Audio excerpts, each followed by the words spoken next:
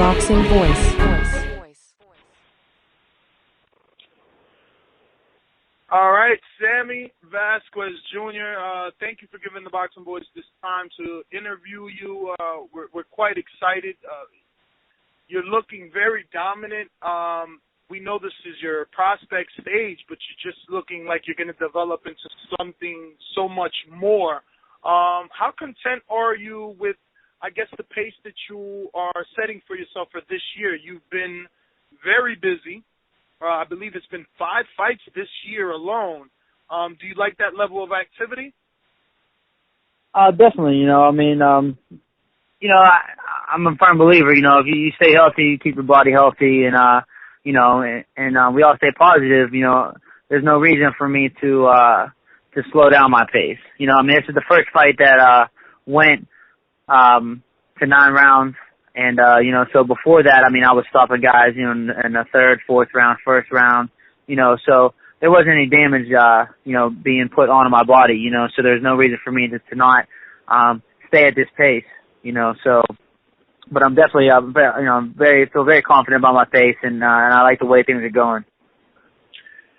Hey, well, your fighting style speaks, in levels to your confidence. You have 3 undefeated fighters that you've, taken on, you faced them, and you've beaten them, but 2 out of those 3 have been by knockout. And the power is something that you've also been showing us.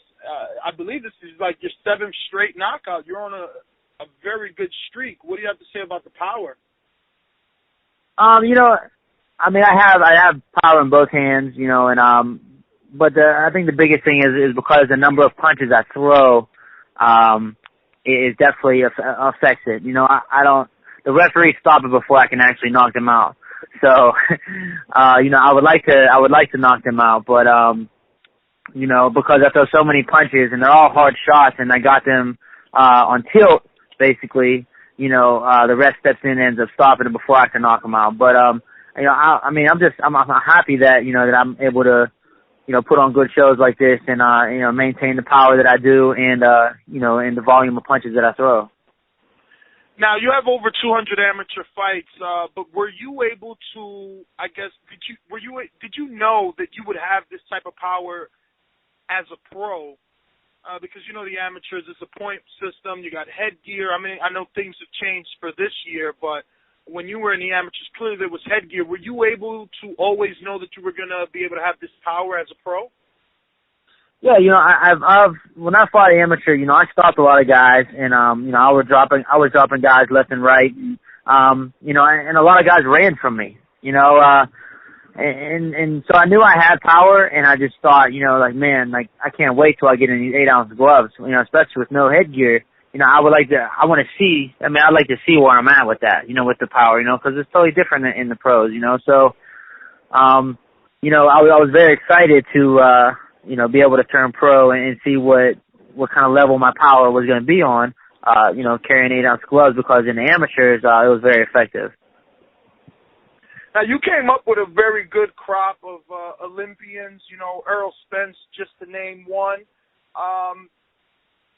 Did you always see yourself on that same level? Because I know that they were heavily touted and they got a lot of exposure, and many of the boxing fans, unless you're a hardcore, they probably hadn't heard of Sammy Vasquez yet, but you're definitely making an impact now. So did you know it would always just be a matter of time before the world knew about the Who Can Mexican? Definitely. I was in the Olympic trials, I lost to Earl the first night, went to the losers bracket and went over to the semifinals, and I outpointed those guys, by 10, 12 points, in the Olympic trials. These are all the guys that are national champions, they all had it was always the hard way to get to the Olympic trials, you're the top 8 in the country, so, and I was beating these guys, by 10, and outpointing them, and beating them, and so I knew that, I was up there with the elite. I should have been, the Olympian. But, there's a lot of politics in this, in boxing, just like, everything else. And, if you're not knocking out the champ, you ain't knocking out the Olympian, you ain't gonna beat him. You know what I mean? And that's what I did every time I fought Errol. I just tried knocking him out because I knew point system wise, I wasn't gonna beat him, so, I definitely feel that, I was definitely on their level. You know what I mean? I was up, to that pedigree of a fighter. And, I knew in the pros, it's going to be different. You know what I mean? They're smaller gloves. Everybody knows how hard I hit, it's going to come to where, we all have titles and, we're all going to be in to fight each other. Now, usually most critics believe that the first 15 fights of a prospect's career are developmental fights. You've been blowing through those with ease. You've set a tremendous pace that most fighters like to keep, and usually their answer is, I want to stay this active, but like you mentioned, politics in boxing always comes into play, and the activity level drops tremendously. You see, the upper echelon of the welterweight division, most guys are fighting 2 times a year.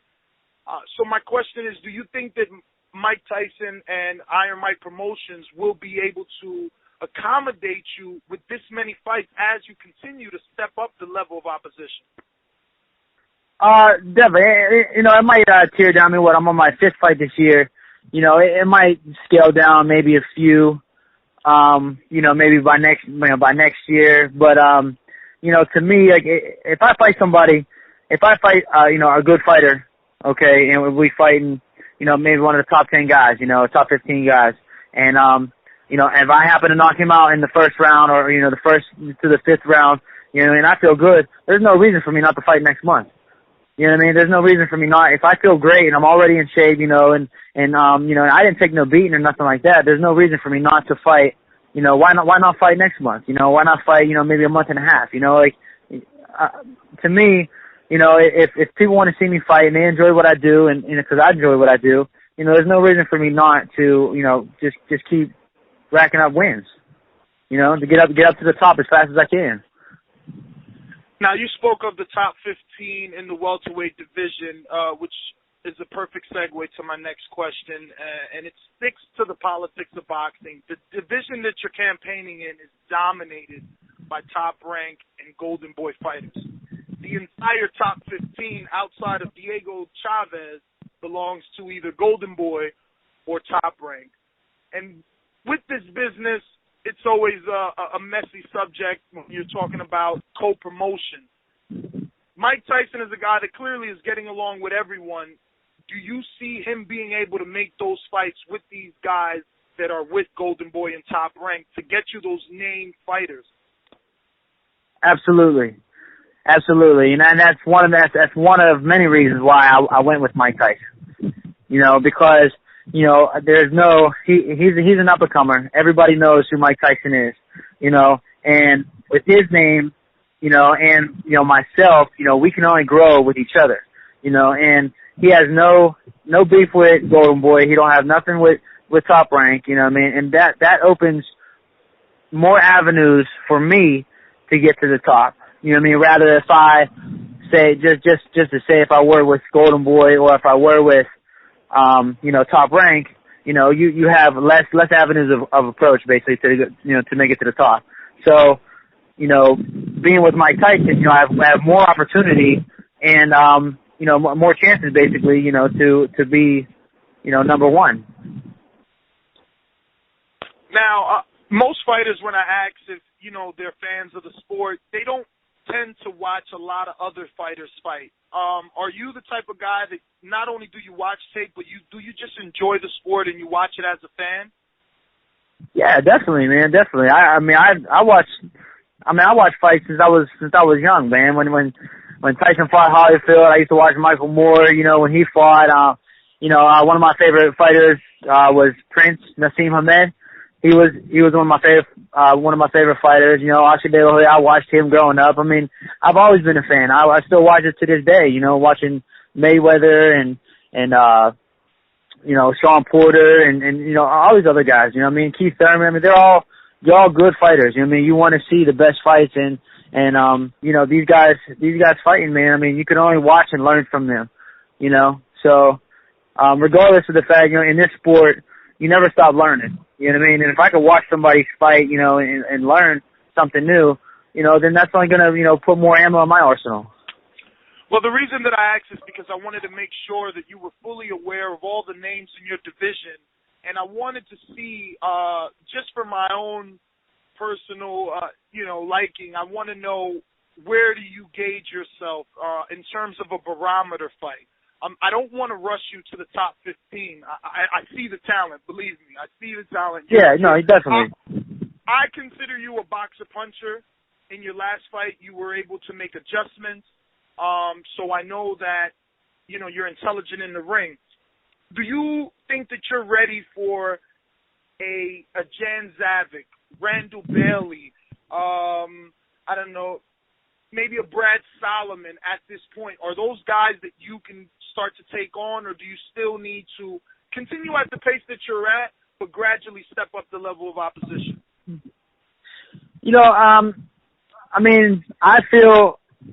It's tough to say because I need to fight somebody. We're moving our way up. We're fighting basically gradually, better and better guys, and undefeated guys, but, we got to fight somebody who has a name, who's known to be, a tough fighter, who's known to, we have to fight somebody in the top 15, whether it's number 15 or whatnot. We got to fight somebody who has some credentials to them, to where I can make my observation through that fight. Fighting these guys, it's tough to say because, I could say, hey, yeah, I could be up there, I could fight with any of them top 15 guys, but yet, most of the guys that I fought really haven't fought anybody that's in the top 15, or top guys, it's like, so it's hard to judge yourself, all I know is what I'm supposed to do to these guys is what I'm doing, and that's stopping them. I'm supposed to look good against these guys. I might take a shot here or there, or whatnot, and that's fine. But, these type of fighters that I'll fight now, I have to knock these guys out. That's what I'm supposed to do. If I feel that I'm supposed to be in the top with all these other guys, these guys that I'm fighting now, these caliber of guys that I'm fighting now, I should be able to stop. So that's what I'm doing right now. And when the time comes to where we talk about who my next opponent's going to be, or whatnot, they're only gonna take another step up, to the next level, and so I can only base myself if I'm going to be in the top 15, if I can hang with those guys. I feel I can, because if whoever I fight, if I need to step up, like my talent steps up with who I'm fighting, and I could be better than what I was that last fight tremendously. And, there's mistakes that I made, some things, I can work on. But, I feel, I could be up there with definitely some of those guys. And I don't think it's gonna take long. It's not gonna take long. Maybe one more fight. We'll see. Well, I definitely love your answer. Sometimes fighters, want to, I guess, big up the level of competition that they're facing. You know full and well who you're getting in the ring with, and you know full and well what you're supposed to be doing, and your knockout ratio speaks to that.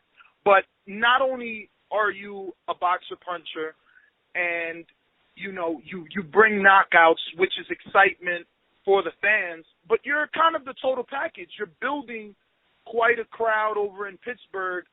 Do you think that you'll be that fighter that can bring big-time boxing back to Pittsburgh? I believe the last time a big network was in Pittsburgh was for a Paul Spadafora fight, which was years ago. Do you think you can be that guy to carry the torch? Absolutely. I have a good name. I carry myself well. I'm a family man. I give back to my fans all the time. I'm a veteran. 2 tours in Iraq, 8 years in the military. You can't help but love me. I'm a good guy, and I don't, I got a clean record, and I definitely think that's one of the main reasons, I bring attraction, as well as obviously my boxing. I'm an exciting fighter, and I like to fight, and I'm not scared to, get hit. Not that I want to, but, I like to make exciting fights, and I think, like you said, I'm a total package, and I definitely feel that, soon here, I can sell out, a 10,000 seat arena. Beautiful. So I have two last things. One is a question, and one clearly is a statement. I just want to know if you have any social media or anything like that so we can include in the article and also in the audio of this interview. And if this was a perfect world and you can pick your next fight as a barometer fight, again, I'm not asking you to jump up to the levels of the top 15, but if you can pick a barometer fight where you yourself can gauge where you believe you're at, who would that opponent be?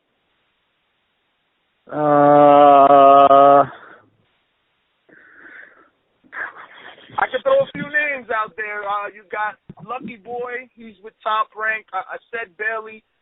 He's a former two-time champion. Jan Zavic, former IBF champion. Andre Berto, I'm not quite sure if he's still in the top 15, but, maybe that's a good fight. I mean, any names come to mind, and if they don't, that's fine as well. You're still, in the developmental stage. Not really. I mean, there's not really names that shout out me. There's nobody I really want. So it's not like, that I'm more of a fighter. Who they put in front of me, I'll fight. I'm gonna do what I need to do to prepare myself, and it's tough to say. I would fight anybody. So I'm not one to pick and choose. If it's more about the fans, what they want to see, what they want to see me fight, and they want good action-packed fights, and I just want to fight somebody who's good and talented, and any of those guys. If any of them want it, then that's fine. I'm down. We can see where I'm at. I'm gonna get tested sooner or later. So it's like, when is it gonna be, and who's it gonna be again? And, like I said, if you have any social media so that we can include it. And I just want you to fully understand that I'm not looking to rush you. It's just when guys look as good as you do, we automatically start making fantasy fights in our mind as media. That's just what we do. We start to see who would you fare up against. So, again, it's not rushing you. No, I understand. You can check out my Twitter page. It's Team S, capital S, Vasquez, at Twitter. My Facebook page, is just Sammy Vasquez or Team Vasquez. You can go on Team Vasquez. My Facebook page itself I'm at the max people, I guess. I got 5,000 friends, and they won't let me accept any more people, so I don't know how to do that. But so they can like my fan page. It's Team Vasquez. It's updated with all the upcoming fights, gear, and all that stuff. And they can follow me on Instagram as well as Sammy Vasquez. So. All right, Sammy. Well, thank you for your time. Again, the Boxing Voice appreciates it. We will continue to follow your career closely, and we wish you the best. Thanks, brother. I appreciate you, man. All right. You have a good day. You.